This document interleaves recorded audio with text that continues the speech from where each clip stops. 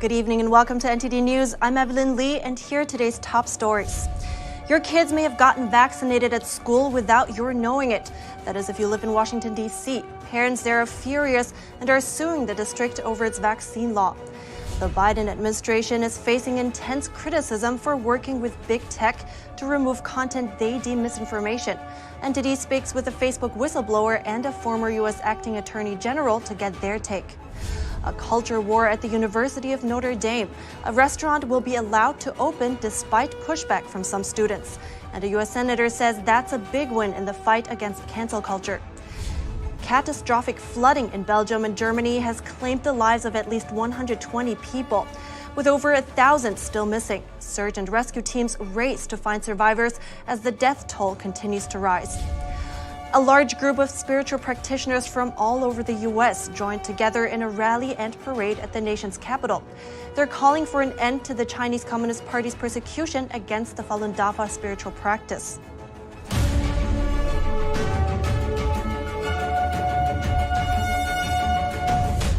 Washington, D.C. is facing a lawsuit over its vaccine law. The district is allowing kids as young as 11 to get vaccinated without parental consent. NTD's Ellison Lee has the latest. 4 parents in D.C. filed a federal lawsuit on Monday. They argue that D.C.'s vaccination law is reckless, unconstitutional, and needlessly endangers children's lives by stripping away parental protection. D.C.'s latest amendment to its minors' vaccination law came into effect in March. It states a minor 11 years of age or older may consent to receive a vaccine if the minor is capable of meeting the informed consent standard. And not only that, the law also asks vaccine providers and medical insurers to intentionally hide a child's vaccination record from the parents. It states providers who administer immunizations under the authority of this subsection shall seek reimbursement without parental consent directly from the insurer. Insurers shall not send an explanation of benefits for services. If a minor student is utilizing a religious exemption, but the minor student is receiving vaccinations, the healthcare provider shall leave blank Part 3 of the immunization record. The school shall keep the immunization record received from the healthcare provider confidential. The parents point out the potential risks to children's health. They say if parents do not know their child was vaccinated at school, they may not recognize vaccine adverse reactions. Serious adverse reactions require immediate medical treatment and are contraindications to further vaccination. And if family doctors don't know the child received certain vaccines at school, they may administer additional shots too close in time. The parents are asking the court to stop D.C. from enforcing the law. Allison Lee, NTD News. Senator Lindsey Graham is declaring a big win. That's after Notre Dame allowed a Chik-Fil-A to open, even though some students and staff opposed the owner's religious positions. NTD's Kevin Hogan brings us the details. South Carolina Senator Lindsey Graham said he'd go to war for the principles Chick-fil-A stands for. He's referring to a dispute at the University of Notre Dame where students and faculty signed an open letter to the school. In it, they opposed the school's decision to consider opening a Chick-fil-A on campus. Opponents took issue with what they call Chick-fil-A's anti-LGBTQ+ activism. But the Catholic University said it examined Chick-fil-A's prior donations and found them satisfactory. It went on to say that students overwhelmingly expressed their desire for the restaurant and that the school looks forward to opening one early next year. Graham calls this a big win in the fight against cancel culture, a phenomenon that some say is meant to silence anyone who disagrees with woke politics. Chick-fil-A had donated to 2 Christian organizations, the Salvation Army and the Fellowship of Christian Athletes. These 2 have been criticized for being anti-LGBTQ. In 2019, the restaurant stopped these donations and instead donated to groups that focus on homelessness, education, and hunger. In February, New York University cut ties with Chick-fil-A over a similar issue. Graham says he hopes NYU will follow Notre Dame's lead. Kevin Hogan, NTD News. And a Democratic congresswoman was arrested for leading a group of protesters into the Senate office building. She and a group of people were demonstrating over state and federal election laws. Democrat Representative Joyce Beatty was arrested for leading protesters into the Hart Senate office building Thursday. Beatty and the other protesters appear to be demonstrating against election integrity measures passed in the Republican Senate legislatures. Beatty released a statement saying she's standing with black women to defend their rights to vote. She celebrated her arrest on Twitter, posting a message saying, "Let the people vote, fight for justice." The Capitol Police confirmed the arrest on Twitter. They say they arrested 9 protesters who ignored 3 warnings to stop. Republicans and Democrats have been in a bitter dispute over election laws since before the last presidential election. Democrats claim Republican-led voting bills are designed to suppress minority votes. Republicans say they're to make elections more secure and to restore the public's confidence in elections. Democrats in the House passed a bill to dramatically remake election laws from the federal level. Senate Minority Leader Mitch McConnell says the bill allows Democrats to rewrite the election laws of all 50 states. And the Department of Energy is moving to put stricter limits on the water flow of your shower heads. It's reversing a Trump-era rule over water efficiency standards. During the Trump administration, the Energy Department changed how they interpret a congressional rule from the 1990s. The rule says shower heads can allow at most 2.5 gallons of water flow per minute. The Obama administration said that number applies to the whole fixture, but the Trump administration changed that to each shower head, since there are fixtures with multiple shower heads. Now Biden's proposal will go back to the interpretation under Obama, but there will be a 60-day period for the public to comment. And the devastating floods across Western Germany and Belgium have now claimed the lives of over 120 people, and the death toll keeps rising. Search and rescue teams continue to look for over 1,000 more. NTD's Eddie Aitken has the story. More than 1,000 people are missing in flood-stricken regions of Western Germany and Belgium on Friday. Waters are still rising, as is the death toll. Entire communities lie in ruins after swollen rivers swept through German towns and villages, like here in the village of Schuld. It was terrible not being able to help people. People were waving at us from windows. Houses were collapsing to the left and right of them. Over 100 people are reported dead in Germany's worst mass loss of life in decades. In Erfstadt, several houses collapsed on Friday morning, and authorities fear more casualties. Roads around the town were impassable after being washed away. Rescue crews tried to reach residents by boat and helicopter. Over 100,000 households are without power on Friday, and mobile phone networks collapsed in some regions. Authorities worry that dams could overflow or even burst, spilling uncontrolled floods onto communities below. Armin Laschet, one of the candidates to succeed German Chancellor Merkel, is at center stage as governor of North Rhine-Westphalia, where over 20 towns and districts took extensive damage. Our state is experiencing a flood disaster of historic dimensions. We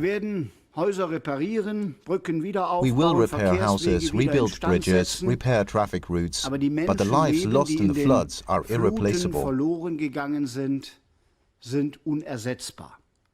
In Belgium, over 20 are reported dead as several towns and villages are submerged.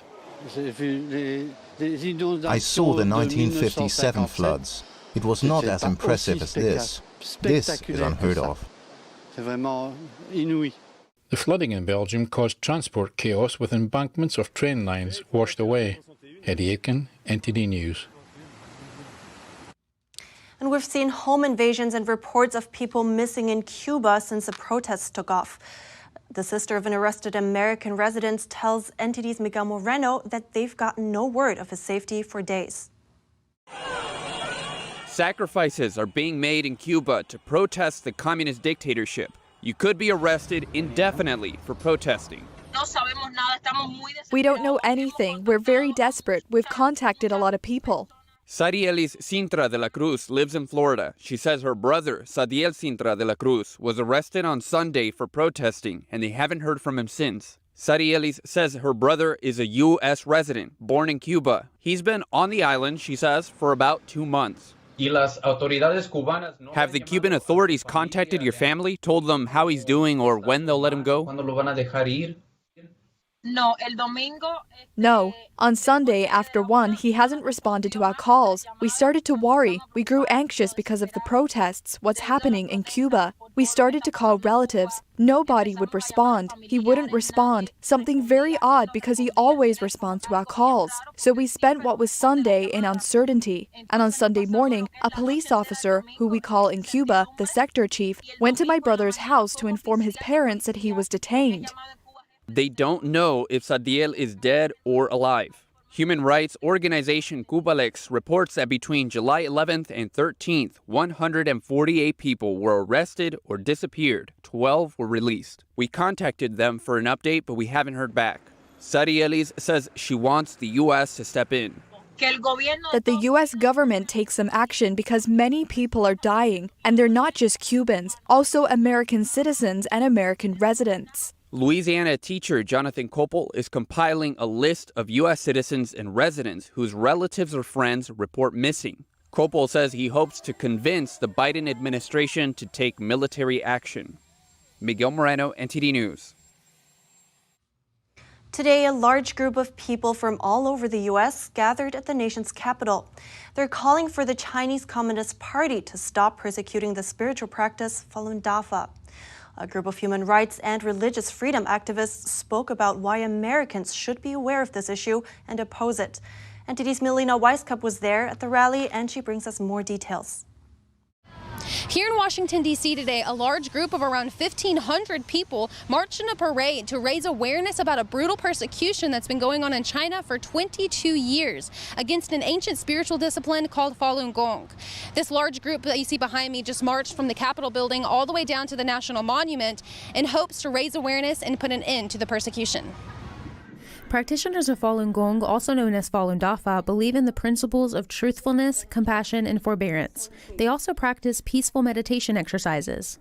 And it really hits home because you don't know what's so much ingrained in you, but it's more inner. What could I do to be a better person in this society? But since July 1999, Falun Gong practitioners in China have faced inhumane treatment from the CCP. They've been imprisoned, brutally tortured, even had their organs harvested while they're alive, just for their faith in these values. Their ultimate goal is to destroy humanity, to destroy the human race. This woman and her husband were both arrested in 2001. She was jailed 4 separate times while her husband faced an 8-year sentence. Sadly, he died in a hospital just 13 days after he was released.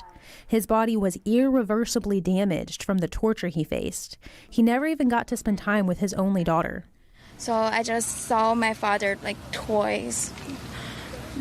So she says this will stop. She believes it must stop, and it will. And that's because good will always triumph over evil. Ending this persecution is a priority for this family and tens of millions of Falun Dafa practitioners around the world. Some U.S. government officials have joined their call to action. To expose the CCP's abuses and to impose targeted sanctions against Chinese officials and entities responsible for religious freedom violations.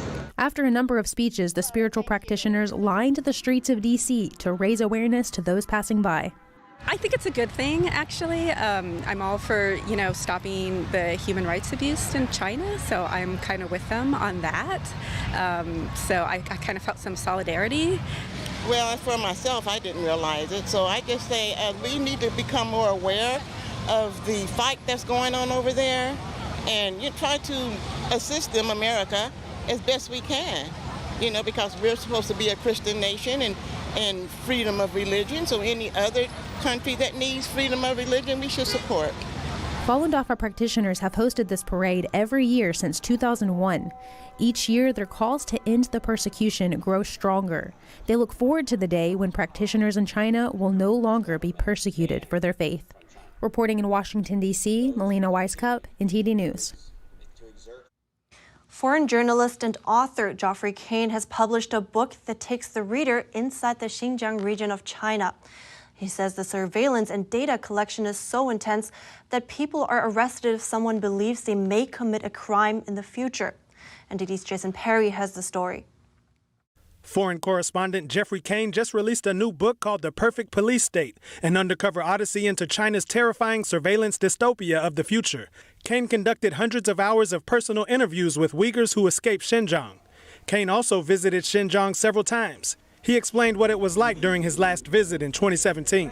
Really a terrifying experience because I realized that, that I and also, people who I was kind of interacting with, we were all being watched 24/7 by a pretty novel artificial intelligence system that was set up by the Chinese government. It was called the IJOP. The IJOP stands for Integrated Joint Operations Platform. It's a type of surveillance system used by the Chinese regime. They collect information like text messages, camera data, how much electricity you use, and even which door you use when you leave your house. When you go into the market, there will be government cameras watching everyone, watching what they purchase. So if you purchase something like diapers for your babies, the AI system might raise your trustworthiness ranking. It says that you're more trustworthy because that means you're a good parent. But if you go to a section like the alcohol section and you're buying whiskey or whatever beer, your social trust ranking might go down. You might be considered untrustworthy because it means you have some kind of problem or you're just not, something's wrong with you. Kane describes what might happen to someone who is deemed untrustworthy. You'll leave, and let's say you go to the gas station. There will be people scanning their IDs to get gas. They scan their government IDs. There will be guards surrounding them, watching them as they scan their IDs. And if somebody's ID pops up and says untrustworthy, that's your ranking based on everything you've done, you could be denied gas. You're not allowed to go to the gas station anymore and get gas there. And the guards the police might come in and just detain you and send you to a concentration camp if your ranking falls that low, because it means that you might commit a crime in the future. This label can have immediate and drastic effects. You might wake up to someone who's actually, like a government minder in your bed who was sent to replace, say, your husband or your partner who had been taken away to a concentration camp. And you might, you'll wake up. There will often be a camera in your living room. You can eat breakfast with your children. This minder will ask you questions and teach you lessons and just ensure that your thinking is in line, that you're not committing some kind of thought crime against the state. He says even though the U.S. has the same technology in its military and police, the data can't easily be used in such extreme ways. That's because the U.S. is not under a one-party system. Kane believes cybersecurity should be a top priority. That's why he stores important information on a secure USB instead of uploading it to the cloud. Jason Perry, NTD News. And this just in, a federal judge in Texas has ruled Daca to be unlawful, putting pressure on Congress to make a permanent solution for undocumented youth.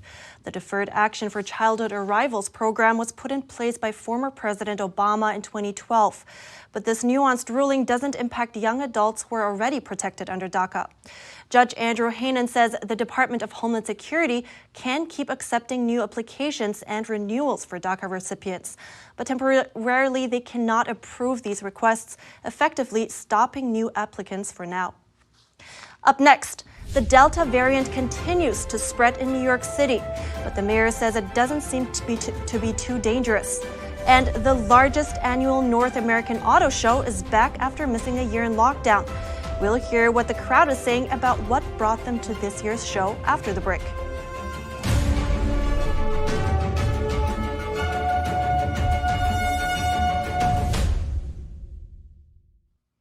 The Delta variant makes up more than 2/3 of all virus cases in New York City. The New York Yankees even postponed their game against the Red Sox yesterday because of a spike in cases. NTD's Ariane Pastar has the story. Lockdowns or no lockdowns, masks or no masks. It's been a constant back and forth for almost 18 months now. After the vaccine rollout, we've seen cities across the US opening up, basically getting back to normal, right? Now though, it looks like some places are retreating. People in LA, for example, have to wear face coverings indoors again, even if they're vaccinated. The 7-day average of COVID cases doubled from 200 a month ago to 400 now. Half a year ago, that number stood at 6,400. We asked New Yorkers how they feel about the case number going up. Are you worried about it? Yeah. I'd like some guidance from the CDC and some leadership on it. People don't seem to be learning their lesson, unfortunately. careful. I have my mask with me. I'm fully vaccinated, but I'm still worried about it because it's still out there. But the city's mayor doesn't seem to be worried. He made clear it's not the case number we have to follow. Look, hospitalization is the indicator that tells us if folks are having serious experiences, negative experiences with COVID. He added that the hospitalization rate stands at around 0.3 per 100,000 residents. New York City's mayor isn't making a big fuss about the recent spike in cases. But over in Washington, President Biden is reviewing the federal mask mandate for public transit, and he might even extend it. Arian Pastar, NTD News, New York. And as the West Coast continues its battle with drought and wildfires, one newly ignited blaze is drawing attention. The Dixie Fire erupted on Wednesday in California and is edging close to a town that's still rebuilding from a 2018 firestorm. The Dixie Fire has charred over 2,200 acres in its first 24 hours. Some 500 personnel battled the blaze, which was spreading across a steep, tree-filled terrain about 85 miles north of Sacramento. It started in Butte County, California, near the mountain town of Paradise. The town is still rebuilding from a 2018 fire that killed 85 people and destroyed nearly 19,000 structures. The Dixie Fire is only one of 70 major active wildfires burning in 11 states. That's according to the National Interagency Fire Center in Boise, Idaho. The so-called bootleg fire in southern Oregon ranks as the largest by far. It was also the 6th largest on record in Oregon since 1900, according to state forestry figures. On Thursday, hand crews backed by water-dropping helicopters struggled to suppress the huge wildfire that displaced roughly 2,000 residents. One Portland firefighter explains what makes tackling these large blazes so challenging. You have so much heat and so much intensity that plume raises, and it's just billowing smoke. And in that smoke is all this heavy particulate firebrands. That's how you see spotting up to several miles, etc. Well, as that's building throughout the day, the sun sets, the temperatures go down, and all of a sudden that fire can no longer support that billowing tower, that plume. So it oftentimes will collapse all at once. So you get this 5 square mile plume that's 40,000 feet in the air that comes crashing down, because now that it's not being lifted like a hot air balloon by heat, it will come crashing down and can create 50-mile-an-hour winds, not gusts, 50-mile-an-hour winds for up to 10 minutes. So that can absolutely wreak havoc on all the crews that are out there and all the structures that, aside from 50-mile-an-hour winds, we thought they were safe. Now we've got 50-mile-an-hour gusts, and all bets are off. The bootleg fire has charred more than 227,000 acres since erupting on July 6th, about 250 miles south of Portland. The total area impacted exceeds the landmass of New York City. Other states hit hard by the latest spate of wildfires include Idaho, Montana, and Alaska. The situation represents an unusually busy start to the annual fire season, coming amid extremely dry conditions and record-breaking heat that has baked much of the West in recent weeks. Atlanta police are warning drivers about a possible scooter rider scam. Let's take a look at what a surveillance camera caught at a street corner. Here, a scooter rider first checks their surroundings and locates a target. Later, they bump the car from behind. They fake an injury to get you to come check on them. Then someone else hops into your driver's seat and drives away. Police are telling drivers to stay in their car and lock their doors if they feel unsafe. Immediately call 911, then wait until police arrive to assess the damage or check on the scooter rider. Police say most accidents are real, but drivers should be on the lookout for these bump and carjack scams. A bridge over a highway in southern Georgia was demolished early Friday morning. The bridge was damaged after a truck slammed into it Thursday, causing the bridge to shift a frightening 6 feet. It happened in Truitland County, which is about 150 miles south of Atlanta. The crash shut down Interstate 16 in both directions. The Georgia Department of Transportation is working to reopen one lane in the east and westbound lanes by Monday. Authorities hope to reopen all lanes by the end of next week, but it's unclear how long it will take to replace the bridge. And another problem for Boeing 737 today. This time, it's a switch that controls cabin air pressure. The Federal Aviation Authority wants inspections on over 2,500 planes in the U.S. and 9,300 jets worldwide. It says the failure could prevent the altitude warning system from activating if the cabin is over 10,000 feet in the air. And at that point, oxygen levels could become dangerously low. But the Thursday order is not grounding the planes right away. The mandate requires airlines to test the switches and replace them as needed. The FAA notes the issues are unrelated to any problems with the Boeing 737 MAX flight control system, which led to 2 crashes that killed more than 300 people. The longest-running North American auto show has reopened in Chicago. Attendees happy to see old friends and take in the new car smell after a postponed event last year. NTD's Andrew Darren has the story. July 15th saw the reopening of this year's Chicago Auto Show. In the venue's first major live event since the lockdown, car enthusiasts of all kinds came to appreciate, take rides in, and buy the wide variety of automobiles. But smaller, yeah. We were just happy that they had one this year. You know, with COVID last year, it was a shame they couldn't do it, but I'm glad that they're doing it this year. Some people come to the show to see their favorite brands and models. I just wanted to look at the Mach-E, because I hadn't seen it before. I've seen pictures of it. So other than that, just saw the Ford lineup and see what they have this year. You come here for it because I buy a lot of Ford products. Just the enthusiasm of new vehicles and the smell of it. Other buyers have their minds set on something specific. Because I'm going around, I'm looking to buy one, so I want to get seated in one, see the feel of it, and that's what I'm interested in. I've targeted this car. I like something robust. I like something that's dependable. I have to see if my wife's going to find it stylish enough. Some come to see advances in this year's models. I think it's cool to see, the new technology, because I'm going to be in the field when all this stuff is sort of being mainstream. It's definitely interesting to see a lot of the new stuff that they're adding, like digital clusters and, hybrid engines and all that. Spectators can also go for a ride on the test tracks. I enjoyed it. It was my first time doing the test drive track, and it was a very fun experience. I mean, it was first time ever sitting in that big of a car, seeing what it can do. The stability was my fun part. They let you see all different types of cars. There's not much that they don't let you look at or see. The test driving is obviously a lot. It keeps getting better every year. The auto show runs until Monday, July 19th at Chicago's McCormick Place. And coming up, California's special general election is less than a month away. Members of the Republican Party joined a panel discussion last night as the race continues to recall Governor Gavin Newsom. And what used to be a booming industry on the West Coast is now left only to the most dedicated. This fisherman and his crew are carrying on a family trade despite tides of industry regulations. That and more when we return.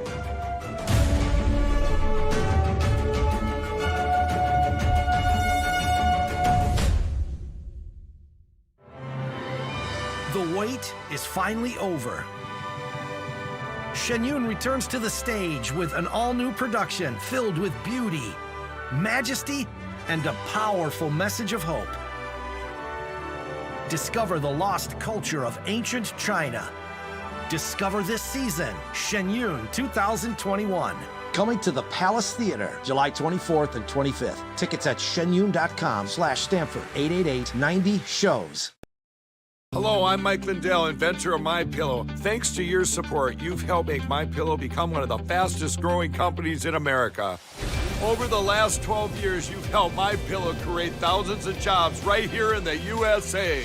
When I got MyPillow, I'm asleep almost immediately. I stay asleep at night and I wake up more well-rested in the morning. That's why I invented MyPillow. My patented fill adjusts to your exact individual needs and helps keep your neck supported and aligned.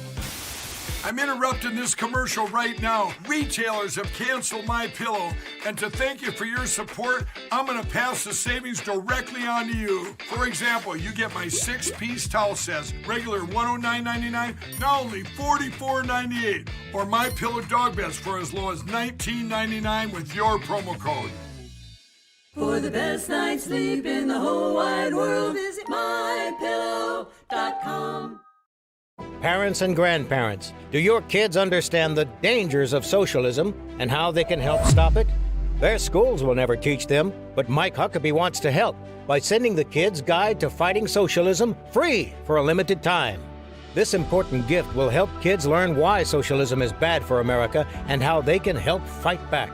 It's part of a new gift bundle that includes a free magazine and video lesson too. To learn more, just visit kidsfightsocialism.com. That's kidsfightsocialism.com.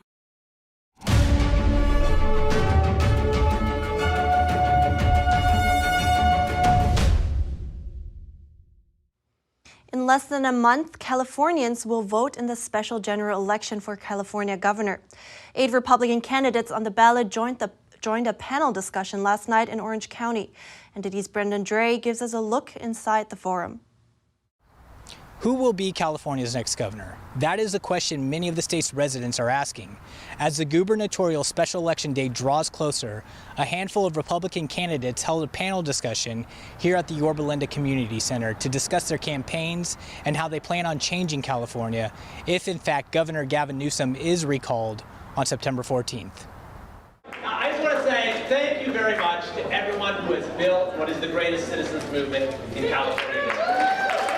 California residents filled the community center on Thursday night. The 2-hour discussion panel hosted 8 Republican candidates arguing the necessity of recalling Newsom. He's not for we the people, all right? And when you're hired by an employer and you don't do your job, you get warned, and if you don't do it, what happens? You get fired.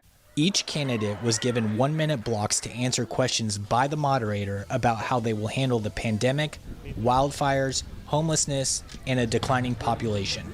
We need to deregulate California and bring business back, lower our taxes, and make California affordable.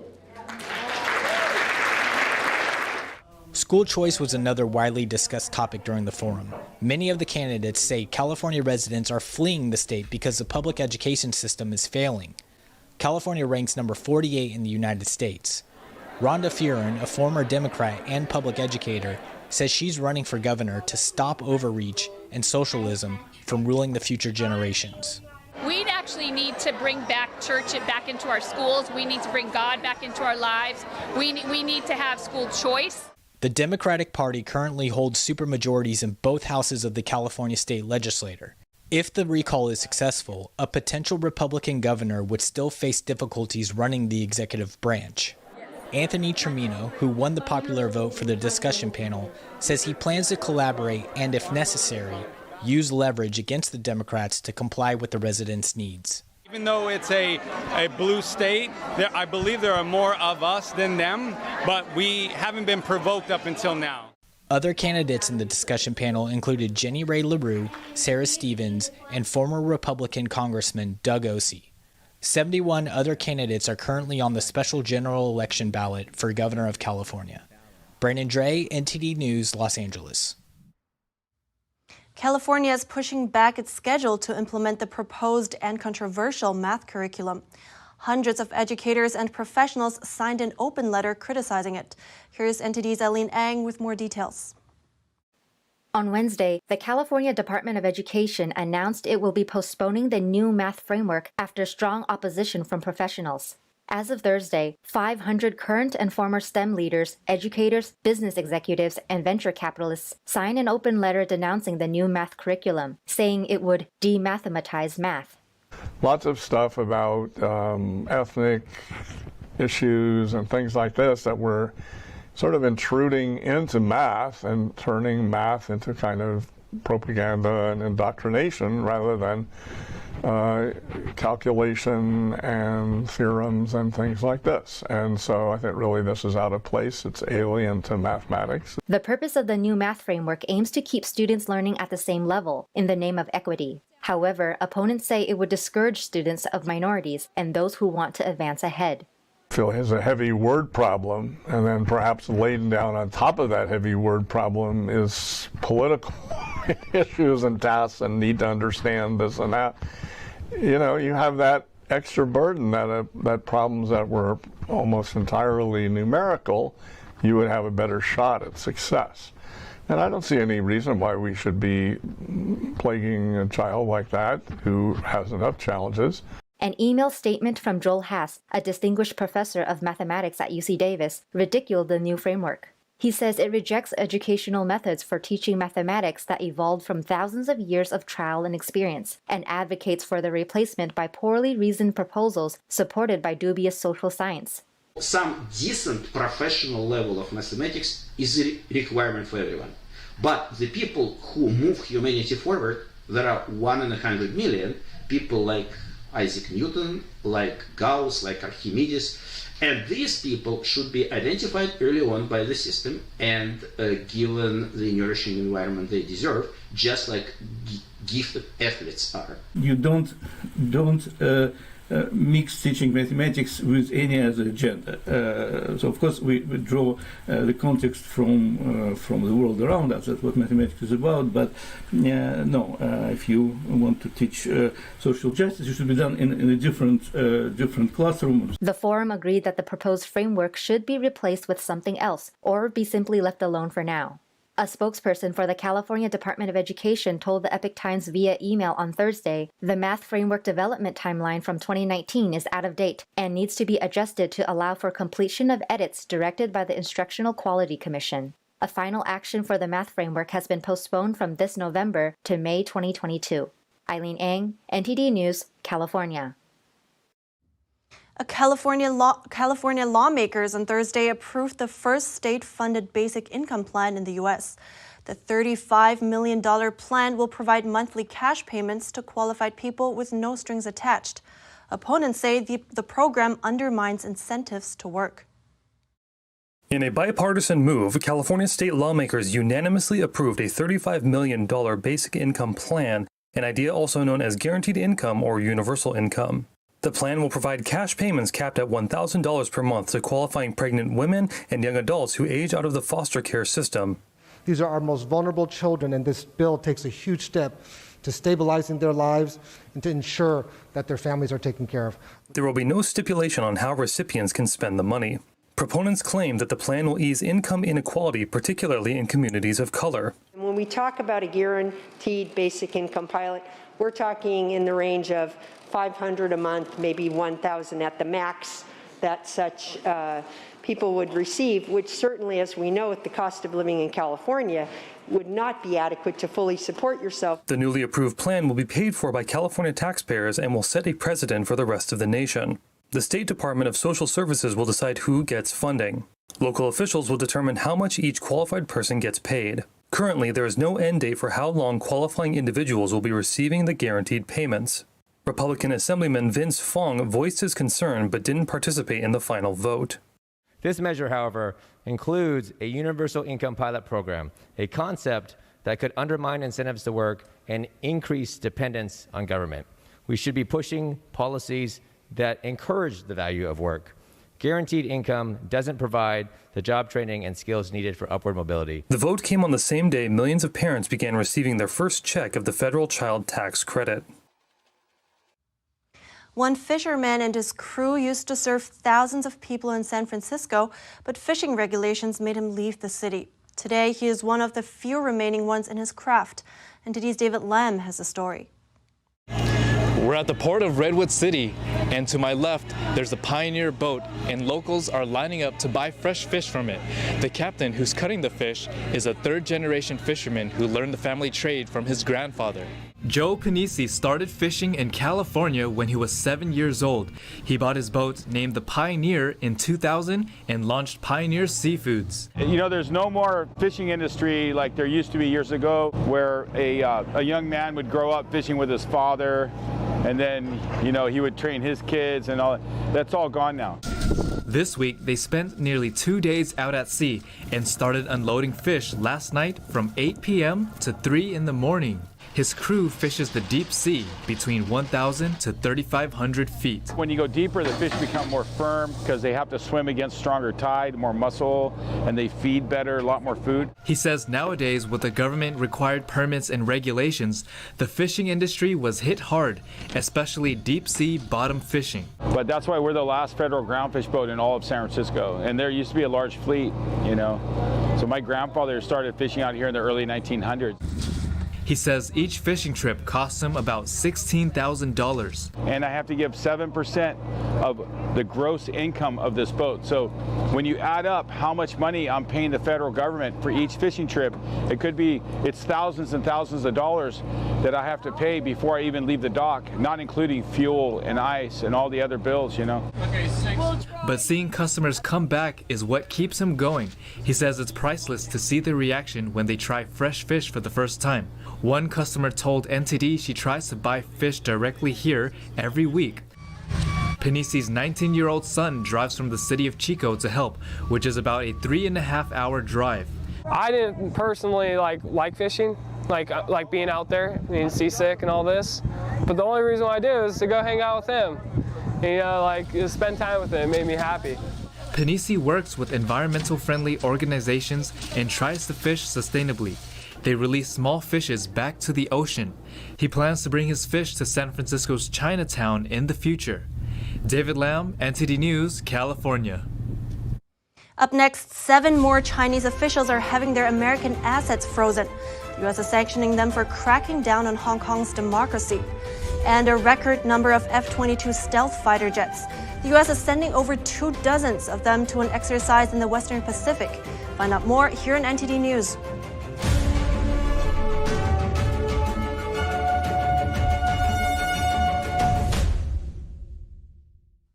The Biden administration announced sanctions on 7 Chinese officials today.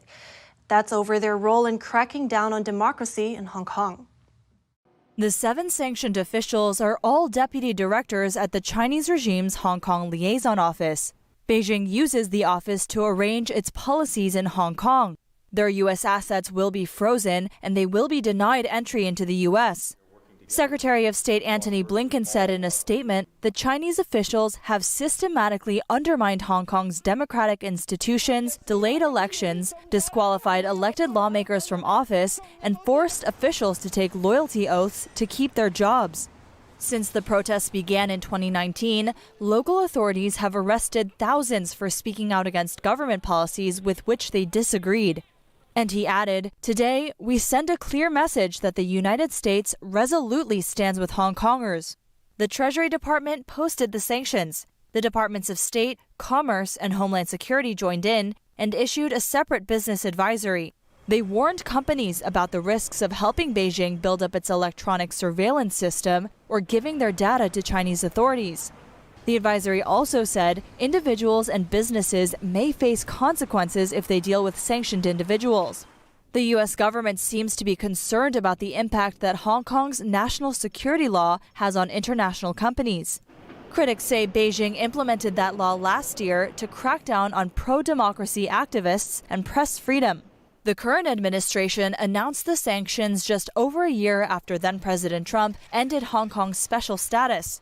The U.S. has already sanctioned other senior Hong Kong officials, including Hong Kong leader Carrie Lam and senior police officers.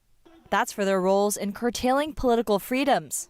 On the other fronts, tensions between the U.S. and China also seem to rise. U.S. Deputy Secretary of State Wendy Sherman is preparing a visit to Japan, South Korea, and Mongolia next week. China is not on the list. A senior State Department official said they're still talking with Beijing over whether Sherman would visit China. Earlier this week, the U.S. also upgraded its warnings to businesses dealing with China's Xinjiang region. That's over forced labor and human rights abuses there. A documentary from Hong Kong was a surprise addition to this year's lineup at the Cannes Film Festival. It's shining a spotlight on Hong Kong's 2019 pro-democracy movement. Lucy Fielder has more. A documentary by Hong Kong filmmaker Kiki Chow was a surprise addition to this year's lineup at the Cannes Film Festival. These stills are from Revolution of Our Times, which chronicles the 2019 pro-democracy movement and shines a light on protesters' stories and their clashes with police. China introduced a sweeping national security law a year ago to crack down on what it deems subversion, secessionism, terrorism and collusion with foreign forces. Chow turned activist in 2019 and was inspired to get filming when he saw city workers like cleaners engage in small acts of resistance. He hopes the movie will help the movement live on. Reuters caught up with him in Hong Kong in June. I'm a Hong Konger. I'm also a film director. What I have is my camera, I wanted to be involved in this movement. As long as I have a talent, I have a place in this movement. My identity gives me a sense of responsibility. I hope I can show people that Hong Kongers who work in the film industry are not absent from the movement. The Hong Kong government recently brought in guidelines allowing authorities to censor films on the basis of safeguarding national security. Cinemas, universities and art galleries have cancelled screenings or exhibitions of protest-related works. Chow said he worked freely on the documentary, doing his best not to think about the red lines. During production, it wasn't just my own fear I had to face. The most difficult thing was that I had to deal with other people's fears, including those from news outlets, independent journalists, and online media. Many people are facing struggles of their own. After the national security law was put in place, many people refused to let me use their footage.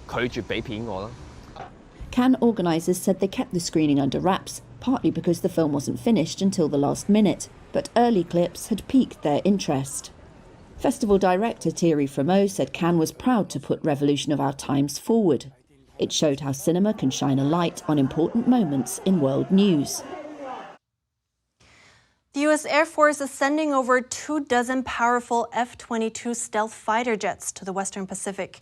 That's an unprecedented scale. Many see this as a clear signal to China. And meanwhile, China is having an armed drill close to Taiwan.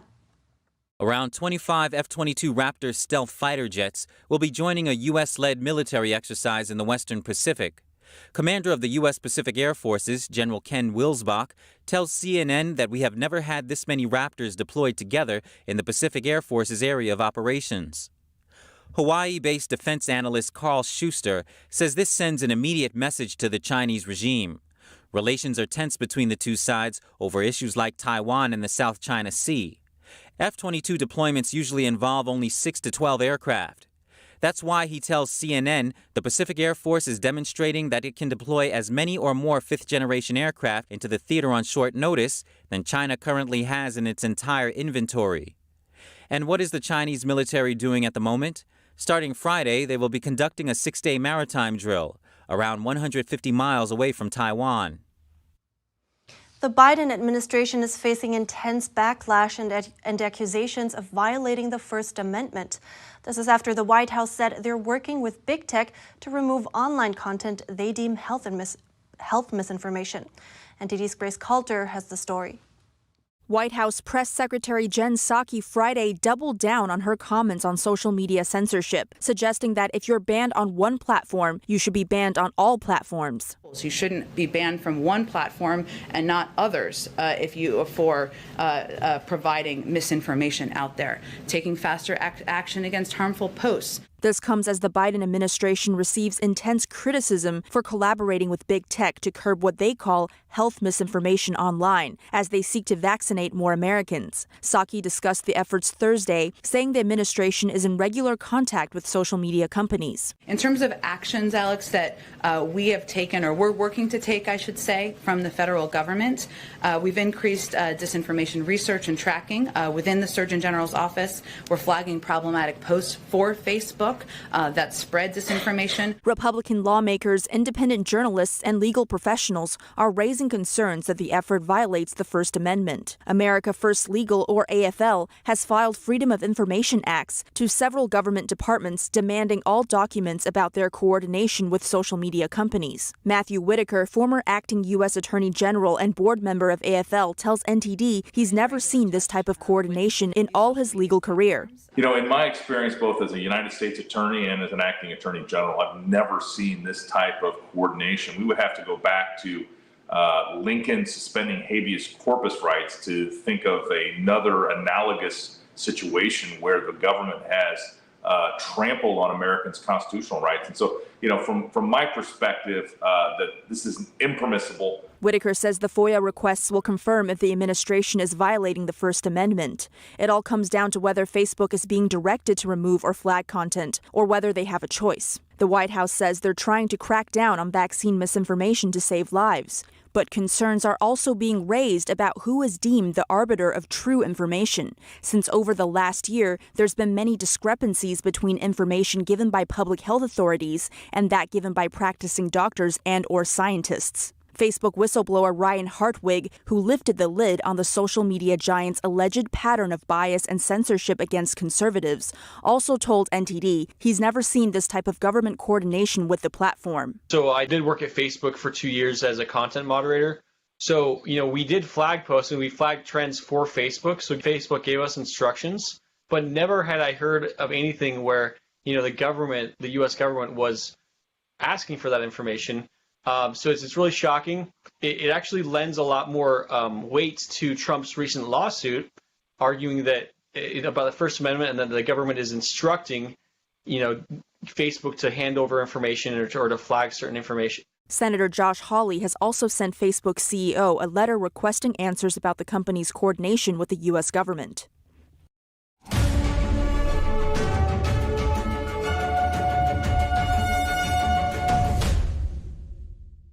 With Shepherd Lock, you can unlock your door by touching the deadbolt. Shepherd also boosts your home's security by proactively freezing in place if anyone ever tries to tamper with your lock or break down your door. We also make it easy to manage keys without hiding them under the mat. Easily create temporary keys for house guests, neighbors, or anyone else. Installation takes less than 5 minutes. Visit shepherdlock.com to buy your Shepherd Lock today, and for a limited time, enjoy 10% off. Get ready, world, for a whole new way to invest. Introducing the Unicorn Hunters. We are talking about a cultural and economic shift. A savvy group of investors whose only job is to provide an unvarnished assessment of who they think can become the next unicorn. I am in and I'm going to invest. We all know why we're here. We're here to meet the next unicorn opportunity. This could be a game changer for a lot of families. Together with you, they're on the hunt for the next unicorn. British luxury car maker Aston Martin has unveiled a hybrid supercar. It comes as their race team competes in the British Grand Prix for the first time since 1960. NTD's Joanne Robson brings us the story. Aston Martin unveiled a striking new hybrid car on Thursday named the Valhalla. It's all about battery technology, performance battery technology. It's all about how you deploy the electric performance. And I think we are on a good path at Aston Martin for doing so. The partly electric-powered car was revealed at their racing team's headquarters in Silverstone, ahead of the British Grand Prix this Sunday. It's the first time Aston Martin will compete in Britain's premier motor race in 61 years. CEO Tobias Moers says they are on a good path in developing hybrid technology. The Valhalla can drive up to 15 miles in electric-only mode, a distance Moers believes will become industry standard for performance cars. It's powered by a 4-litre twin-turbocharged V8 engine with a top speed of 217 miles per hour. Aston Martin have yet to reveal the car's cost. Joanne Robson, NTD News. And an exhibition at Versailles showcases beautiful drawings from the castle collection. It features sketches inspired by divine beauty, which acted as the base work for the palace's decor. NTD's David Vives has the story. Versailles is the most visited palace in France. Its charm may be its exquisite art and architecture. The new drawing exhibition opened in June and will last until October 3rd. It showcases some 100 works out of the 500 drawings acquired by the palace between 2000 and 2020. Many served as the groundwork for the palace's stunning art and decor. The exhibition even brings out pieces that are usually kept away from the public eye. Here we have a rare picture of the young Louis XIV. He was not known as the Sun King at the time. He's a young man about to be married to Marie-Thérèse. And since the royals commissioned the architecture and art, visitors are able to get a glimpse into their thought process. This is an exceptional album ordered by Queen Marie Antoinette. She wanted a small garden inspired by both English and Chinese styles. It really is a construction of the time. One of the star pieces shows an angelic face. The beautiful drawing was made by François Lemoine as a preparatory sketch for the alcoholist's room. This scene represents the Greek hero who went through a series of tribulations before getting divine standing. This is the love of virtue. This is an allegory describing a man's elevation above himself. The love of virtue drives Hercules to Mount Olympus, or the heavens. This is where Jupiter marries him to the goddess of youth, Hebe, and grants him status as a demigod. Versailles decor mostly represent divine scenes and allegorical figures like virtue, justice, love. According to Maisonnier, the 142 figures painted by Lemoine were first painted on canvas before being stuck onto the ceiling, and it's considered to be on par with masterpieces by Italian Renaissance painters. More than 100 years after the Italian Renaissance, the French worked hard to develop their own artistic style, and Louis XIV supported artists in their endeavors. Through these pieces, we see how French art was created and matured, all inspired by beauty and the divine. David Vives, NTD News, Paris. The 5th installment of the Indiana Jones series is set to be released in July 2022, and it looks like Jones has a new friend joining his next adventure. The Spanish star of The Mask of Zorro, Antonio Banderas, will be part of the next Indiana Jones movie. The film is directed by James Mangold and executive produced by famed director Steven Spielberg. The title and plot are unknown as of now. Harrison Ford has been playing the titular character Indiana since Raider of the Lost Ark in 1984. And in June, the almost 80-year-old actor injured his shoulder while rehearsing for a fight scene in the new movie. Ford's big screen return was originally scheduled for release in 2019, but has been pushed back multiple times. On the other hand, Banderas has had a career spanning more than 100 movies, including the action-adventure The Expendables 3, where he co-starred with Ford in 2014. In 2020, the Malaga-born star was nominated for an Academy Award as Best Actor. The Indiana Jones franchise was created by filmmaker George Lucas, and it has grossed nearly $2 billion at the world box office with 4 films and amassed a global fan base. Indiana Jones 5 comes nearly 14 years after the last movie, Indiana Jones and the Kingdom of the Crystal Skull. And that's all for this week. Have a great weekend. I'm Evelyn Lee.